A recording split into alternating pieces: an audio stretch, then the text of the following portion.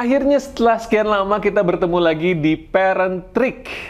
Bun, sampai saya lupa nih, Parent Trick itu adalah tips dan trik seputar pengasuhan dengan pendekatan kekinian dan sunnah kenabian. Ternyata Parent Trick kembali hadir dan kayaknya perlu momentum kalau Parent Trick hadir itu ada momentumnya. Nah, dan sekarang momentumnya itu menarik sekali, sahabat-sahabat sekalian, karena saya nyebutnya juga jadi lupa, ayah bunda sekalian. Karena apa? Karena hari ini adalah hari yang membahagiakan untuk kita. Telah hadir sebuah produk yang luar biasa dari Bunda Ari yang berjudul Aku Cinta Palestina. Kok langsung produk sih? Nggak apa-apa lah, karena kita ingin membahas produk ini, Aku Cinta Palestina. Buku terbaru dari Bunda Ari Indriani dan Cordoba Kids. Bun, kenapa sih Bunda nulis buku Aku Cinta Palestina? Aduh, itu dalam banget loh Kang Nugi. Iya betul. Nulis buku Aku Cinta Palestina, ternyata saya juga amazed ya. Nggak menyangka ternyata itu dalam nulisnya. Iya. Kadang-kadang kan kita baru tahu rasanya menulis itu ketika sudah ditulis ya. Pada saat menulis gitu ya. On proses menulis itu saya juga kaget sendiri karena ternyata dalam sekali nih gitu ya, dalam sampai ya nulis ini rasanya ternyata berderai-derai juga. Masya Allah, luar biasa. Ternyata berderai-derai juga. Mungkin juga karena sekarang dengan kasus Palestina yang sedang terjadi Masya Allah ya, sedang terjadi sudah lebih dari 150 hari ya, luar biasa. Itu juga yang membuat akhirnya memang nulisnya tuh dalam ya. Dan kenapa kemudian nulis Palestina? Karena masalah Palestina itu bukan hanya masalah kemanusiaan intinya. Ya. Masalah Palestina juga buat kita orang Muslim itu masalah keimanan. Masya Allah. Ya, seorang mukmin itu bicara tentang Palestina bukan hanya bicara tentang biasa aja. Di mana di negara mana-mana juga ada perang. Di Indonesia juga banyak. Indonesia juga masih banyak yang susah. No, gitu. Betul, kalau itu kita memang harus membantu bukan hanya Palestina. Di mana saja, betul. Di mana saja yang memerlukan bantuan kita mesti bantu. Tapi khusus membantu Palestina itu bukan hanya sekedar masalah kemanusiaan, tetapi masalah keimanan. Masya Allah. Iya, karena memang kalau kita berbicara Rasulullah SAW sampai dengan akhir hidupnya Kang Nugi, beliau memang selalu memikirkan Palestina. Masya Allah. Ya, selalu memikirkan Palestina. Walaupun ketika kemudian Palestina dibebaskan di pemerintahannya Umar bin Khattab, beliau sudah tidak ada ya. Tapi apa yang beliau upayakan? Perang Mu'tah misalnya ya. Perang Mu'tah itu yang bahkan luar biasa ya, kita kehilangan 3 sahabat terbaik ya kan di perang Mu'tah. Zaid bin Haritsah, Ja'far bin Abu Thalib. Ja'far dulu ya. Ja'far dulu, kemudian Zaid bin Haritsah, kemudian Abdullah bin Rawaha. Kan kita kehilangan 3, Rasulullah SAW sampai rela kehilangan 3 sahabat di perang Mu'tah. Dan perang Mu'tah itu ternyata itu salah satu misinya adalah membuka jalan menuju Palestina. Allahu Akbar. Gitu ya. Gitu, dan Heraklius waktu itu kan melawan pasukan Romawi. Dan kaum muslimin melawan pasukan Romawinya Heraklius, itu luar biasa gitu, luar biasa. Di sini ada di parents note seperti biasa. Kalau buku saya selalu ada parents note-nya, nanti di belakang ayah dan bunda bisa baca ya. Tapi disitulah sejarah tentang Palestina, dan sampai dengan akhir hayatnya Rasulullah SAW tidak pernah berhenti berbicara tentang Palestina dan berusaha bersungguh-sungguh untuk membebaskan Palestina gitu ya, membebaskan Palestina. Dan kalau kita berbicara masalah kekinian ya Kang Nugi, Palestina ini memang memiliki another level of iman. Masya Allah. Iya kan? Saya nulis itu penduduk surga yang singgah sebentar di bumi. Itu adalah penduduk Palestina. Allahu Akbar. Coba kita lihat keimanan mereka di tengah sekarang perang yang mereka kehilangan keluarganya, kehilangan segalanya, tidak ada keluhan kan? Mereka masih bahkan di depan seorang ayah, di depan jenazah anaknya, masih alhamdulillah, hasbi Allah, ya kan? Selalu begitu kan? Masya Allah gitu. Lah, saya ditinggal bapak meninggal aja nangis nggak berhenti ya kan. beratnya Masya Allah gitu. Jadi ya Allah, apalah aku ini dibandingkan dengan Palestina. Ya, dan karena memang masalah Palestina itu bukan hanya masalah kemanusiaan. Jadi kenapa kemudian buku ini hadir? Karena anak-anak, dari mulai anak-anak itu ya, mereka harus diperkenalkan dengan apa sih Palestina. Ya, bahkan Palestina itu masuk di dalam tempat utama kan. Rasulullah SAW sampai bilang ya, Nabi kita bilang nggak usah kalian pergi berziarah mengunjungi kecuali 3 masjid, ya kan? Masjidil Haram di Mekah, Masjid Nabawi di Madinah, dan Masjidil Aqsa di Palestina. Masya Allah. Tidak mungkin kalau tempat ini tidak memiliki sesuatu yang luar biasa gitu. Sampai Rasulullah SAW mengatakan begitu. Gak usah berpayah-payah. Iya. Gak usah capek-capek intinya ya. Gitu. Iya, ke tempat lain juga nggak ada masalah ya. Ada masalah. Tetapi 3 tempat ini yang utama. Betul. Gitu. Dan kabarnya nih ya, menurut kabar burung nih, Bunda ini sampai diprotes sama anaknya karena tiap hari dulu ya nangis lagi. Kalau setiap melihat video Palestina. Betul. So deep, Bun. Iya. Sampai seperti itunya ya, Bun ya? Iya. Itu hari-hari. Jadi sampai saya tuh nggak bisa tidur, Kang Nugi ya. Sampai nggak bisa tidur. Terus karena ingat anak-anak di Palestina, nangis lagi gitu. Sampai anak saya bilang, Bunda ya udah sih, jangan ditonton aja gitu. Tapi rasanya tuh nggak tenang gitu. Mau tidur itu memang jadinya buka TikTok dulu, buka Instagram dulu, cari tahu apa yang terjadi hari ini. Tapi nangis lagi gitu ya, nangis lagi, dan itu Masya Allah ya, Masya Allah. Dan makanya kenapa akhirnya ketika menulis ini ya nangis lagi aja gitu, karena kebayang ya Allah. Terus Kang Nugi tahun lalu ya waktu kita ke sana kan, brothers ya, sisters ya enggak, mereka memeluk kita gitu, mereka memeluk kita dengan pelukan yang luar biasa.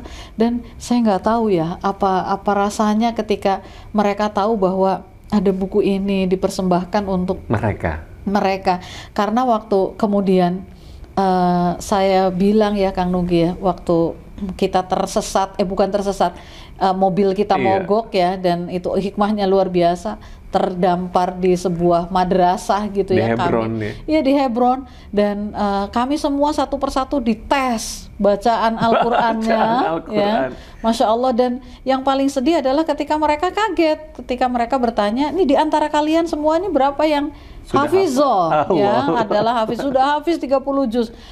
Saya jawab belum ada satupun. Mereka kaget kan, kok bisa gitu.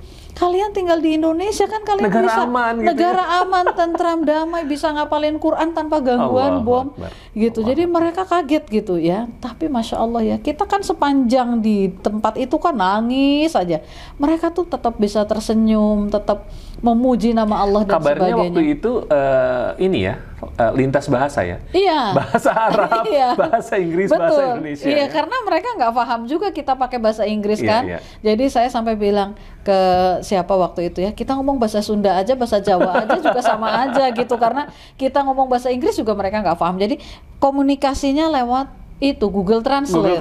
Masya Allah. Jadi saya nulis, nanti dia jawab nulis gitu, karena sama-sama nggak paham bahasanya. Tapi saya ingat Kang Nugi ya, mereka nggak menangis ya, mereka nggak menangis sampai kemudian kami berpisah ya, perpisahan. Dan saya bilang gitu ya, saya bilang bahwa kami ada satu yang bisa bahasa Inggris kan gitu, saya bilang kami selalu berdoa semoga Palestina segera merdeka gitu ya, Palestina segera merdeka. Dan itu nangis. Masya Allah. Ya, hanya itu mereka nangis ketika saya mengatakan semoga Palestina segera merdeka, mereka menangis. Terus kemudian kemudian saya cerita gitu ya, saya padahal di sana menerbitkan Al-Quran, menjual Al-Quran ya, mendistribusikan Al-Quran, tapi saya sendiri belum menjadi seorang hafizah gitu ya, belum hafal 30 juz. Dan yang sangat surprise adalah dia langsung memeluk saya karena tahu saya bekerja di tempat Al-Quran gitu, dan terima kasih. Terus dia bilang, teruslah menyebarkan Al-Quran, karena ketika orang mau membaca Al-Quran, mereka akan tahu kami ada. Masya Allah, gitu, itu luar biasa. Jadi Ya Allah, gitu ini, ya. Ini dalam banget ya ternyata ya obrolan kita. Saya ingin juga membahas lebih dalam teman-teman sekalian. Kenapa sih anak kita perlu kita perkenalkan? Ya, perlu kita perkenalkan tentang Palestina. Ya. Mengapa kita perlu mengenalkan kepada mereka, Bun? Ya, kalau di sini di buku ini nih tokohnya masih Abid ya, iya. Dan walaupun agak sedikit berbeda ilustrasinya ya, tapi ya, sangat colorful karena memang biar lebih internasional gitu ya, lebih internasional. Jadi Palestina itu kan bagian dari bumi Syam ya, istimewa. Kita sempat datang ke sini ya, datang ke pohon sahabi ya, karena Syam itu kan sekarang Suriah, Lebanon, Jordan gitu. Palestina adalah bagian dari bumi Syam gitu, dan di sana itu negeri yang sangat istimewa, tempat lahirnya para nabi dan rasul ya. Tempat lahirnya imam-imam besar, termasuk Imam Syafi'i. Masya Allah. Ya, Imam Syafi'i itu dari Gaza, Kang Duki. Masya Allah. Ya, Imam Syafi'i itu lahir di Gaza, dan Nabi dan Rasul banyak sekali yang berasal dari Palestina, termasuk Nabi Ibrahim, ayah kita semua ya, Nabi Ibrahim alaihissalam. Dan para sahabat juga banyak yang sempat tinggal dan berkunjung ke Palestina, termasuk Bilal ya. Betul. Selain Umar bin Khattab memang yang membebaskan Palestina. Jadi di sini kita bahas dulu itu. Pertama, Palestina adalah tempat tinggal para nabi dan rasul ya. Yang anak-anak harus tahu siapa saja yang pernah singgah di Palestina gitu ya. Dan kenapa Palestina itu istimewa gitu. Yang kedua, di Palestina ada Masjidil Aqsa. Masjidil Aqsa itu di kota Baitul Maqdis. Kalau sekarang tuh Baitul Maqdis memang lebih identik dengan nama Yerusalem, ya kan? Gitu. Padahal sebetulnya Allah sendiri menamakannya itu Al-Aqsa gitu ya. Kan disebutkan di dalam Al-Qur'an. Yeah. Bukan disebutkan dalam Al-Qur'an itu memang Al-Aqsa gitu ya, Al-Aqsa di situ disebutkan seperti itu.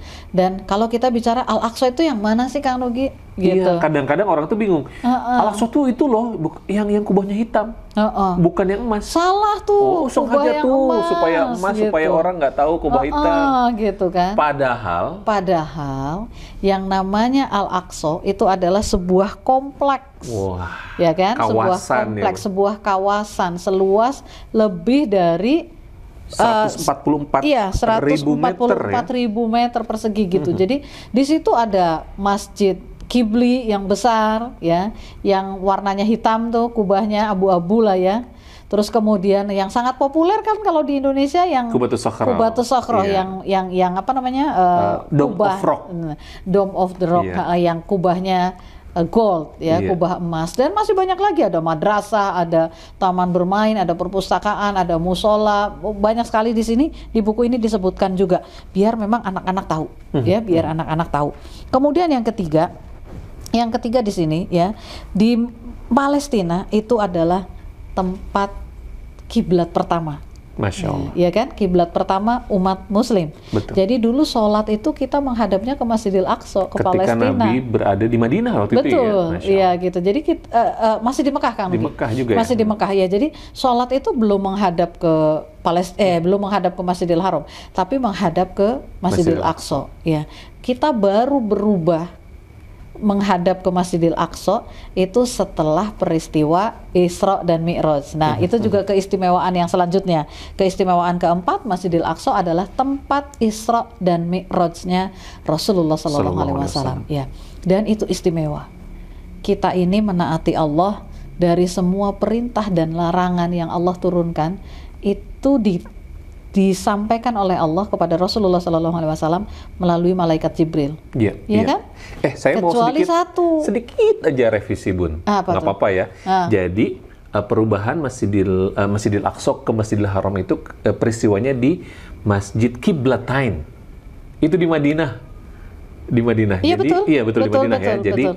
Jadi memang perubahannya adalah ketika jauh setelah Isra Mi'raj gitu ya. Tapi ini merupakan satu hal yang luar biasa ya, Bun.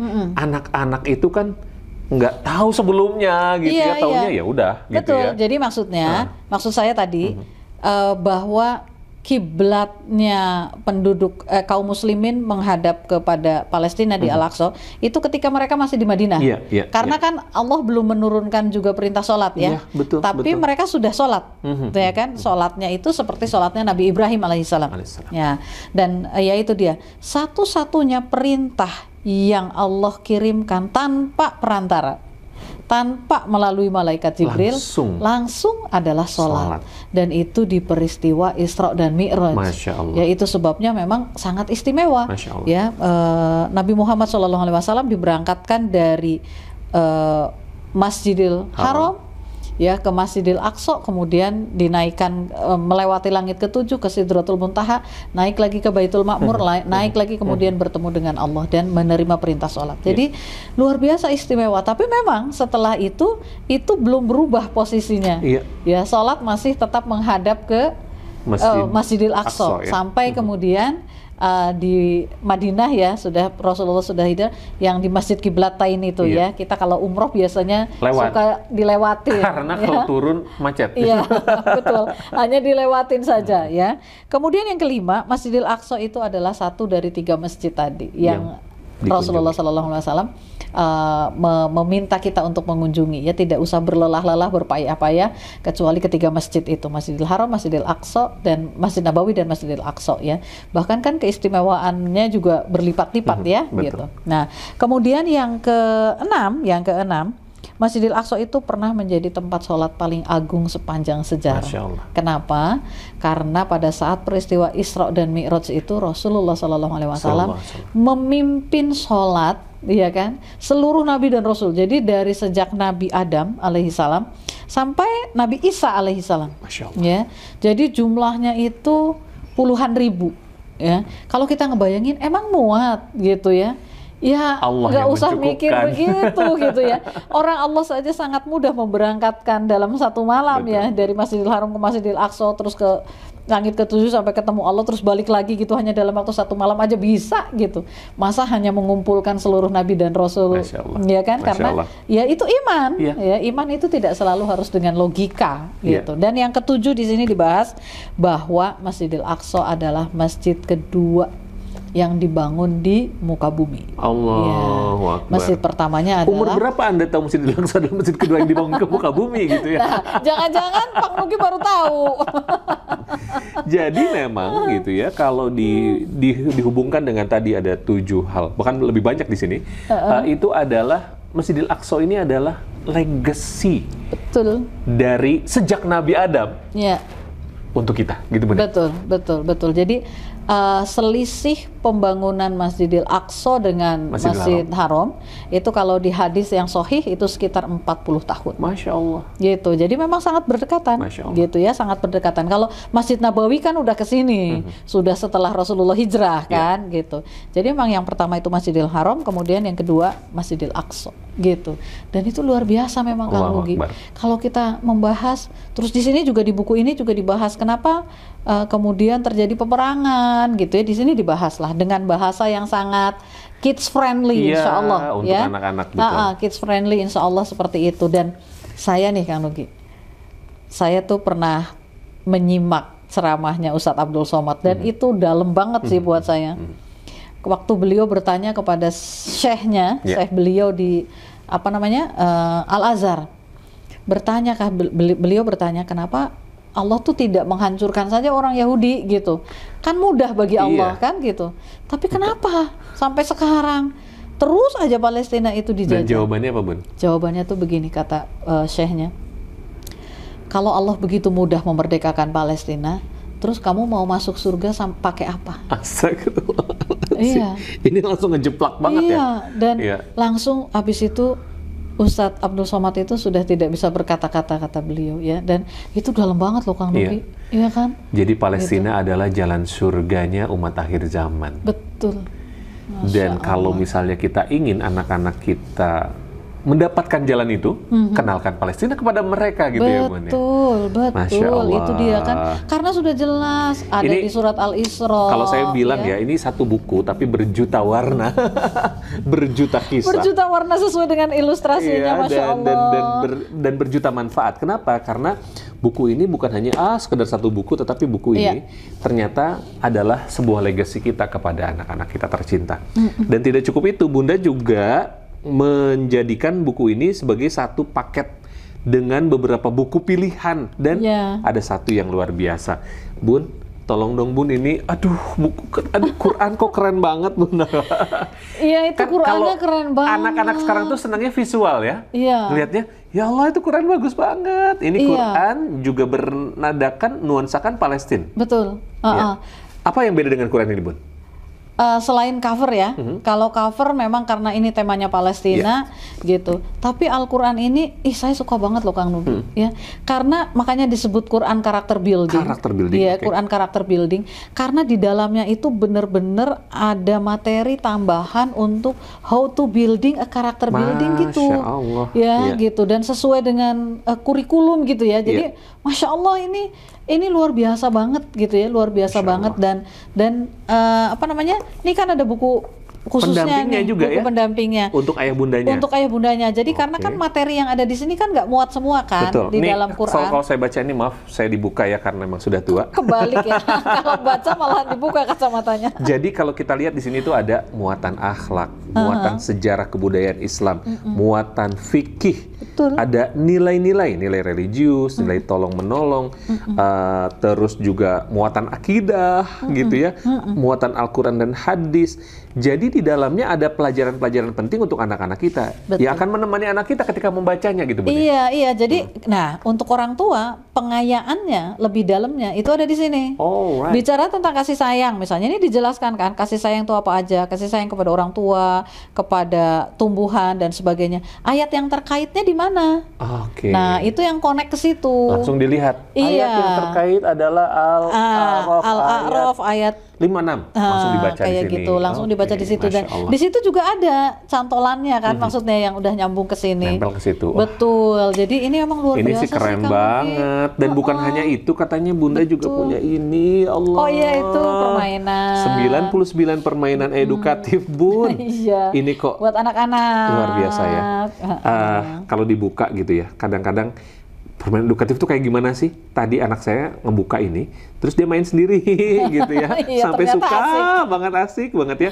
Walaupun sudah kelas 5 sekarang gitu ya, tapi inilah dunia anak. Betul. Nggak akan pernah bisa mereka lupakan. Ada 99 permainan edukatif yang bisa melupakan mereka sejenak dari gadget-gadget mereka. Nah, itu dia.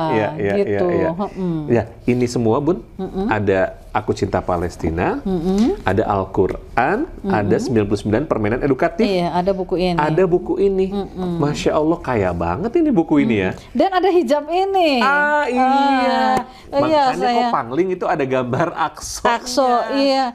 Ini hijab juga dedicated memang untuk itu Palestine. Ya. Jadi pokoknya gini, kalau saya mikir ya Kang Nugi, apa sih upaya apa sih yang bisa kita lakukan agar orang tuh ingat sama Palestina? Apapun. Itu aja.